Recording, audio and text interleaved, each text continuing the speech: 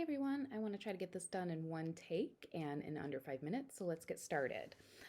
I worked with Tiffany and her son Mateo, not their real names.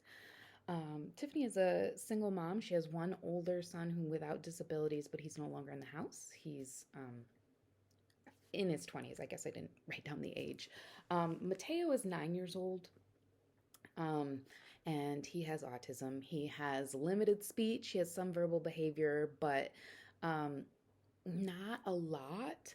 He receives 15 hours a week of behavioral services. He has a difficult time communicating and communicating his needs. He also has a lot of property destruction. And when you walk into the house, it's one of the first things you notice. And you can almost see that Tiffany felt a little bit embarrassed, but at the same time, it, it was really important for me to not only reassure her that it's not as unusual as you think, but that also I'm not shocked by property destruction. But yeah, most of her carpet, you could see how it had been pulled up.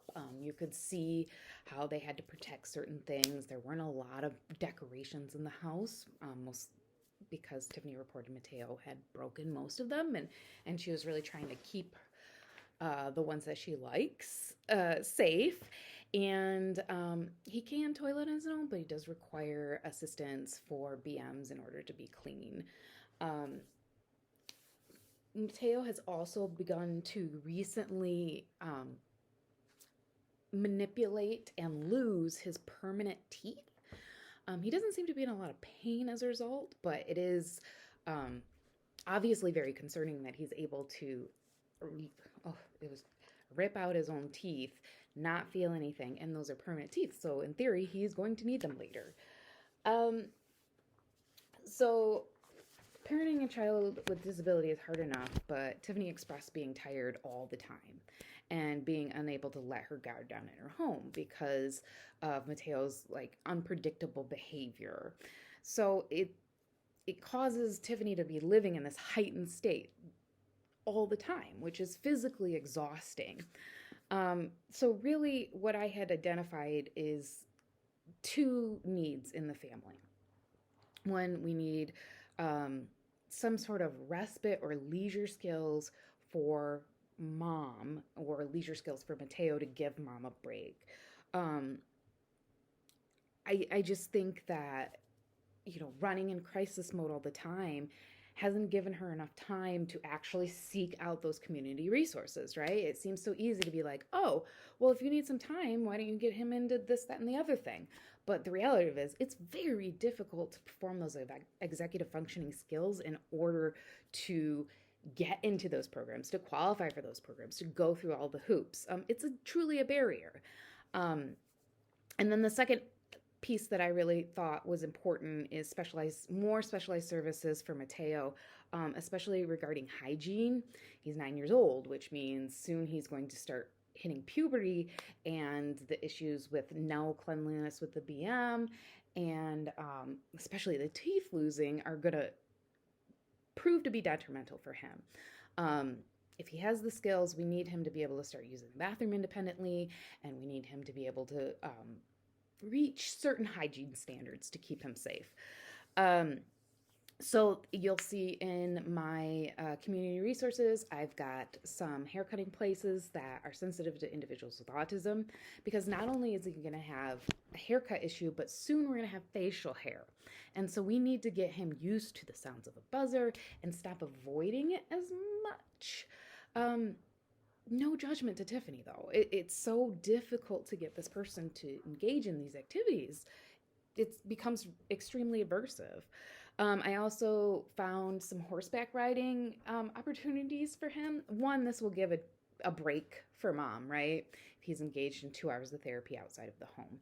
But also, it will give him opportunities to hopefully find something that may help him. I've seen a lot of people be really successful using equine therapy.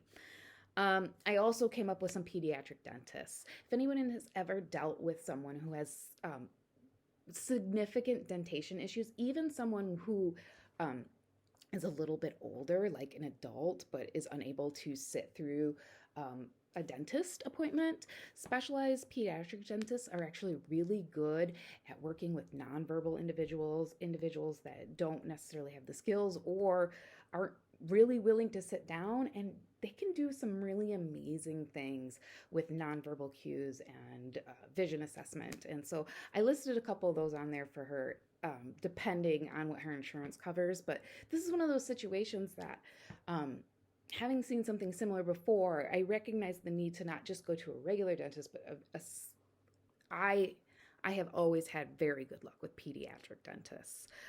As a member of the team and within a classroom, I think it's just important to listen first, assess, and then talk. And that's one of the things that I found in the interview. Like, when I was talking to Mom, I got all this information, but it was more impactful when we can relate it to things that we saw, when I was listening to everything that she was talking about and not jumping right ahead because I know all of the answers. Being good at interviewing is what that is. And it's a skill that is really important for all professionals because Mom has information that she doesn't know I want. So we're running about a minute behind. So I will just wrap it up and say that this was a really interesting assignment. I really enjoyed it. I liked getting into the home. I liked being part and seeing their day to day and being able to offer them some help. I think that ultimately, the supports that Mom needs and the supports that Mateo needs, once those get into better place, or if they have a better advocate for them, I think they're going to be really successful.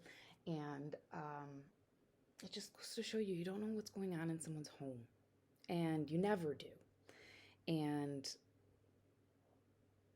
the act of being more empathetic, it can go a long ways, especially when working with families who have been on this high alert for nearly 10 years. So, yeah, that's my summary. Check out my all my paperwork linked below.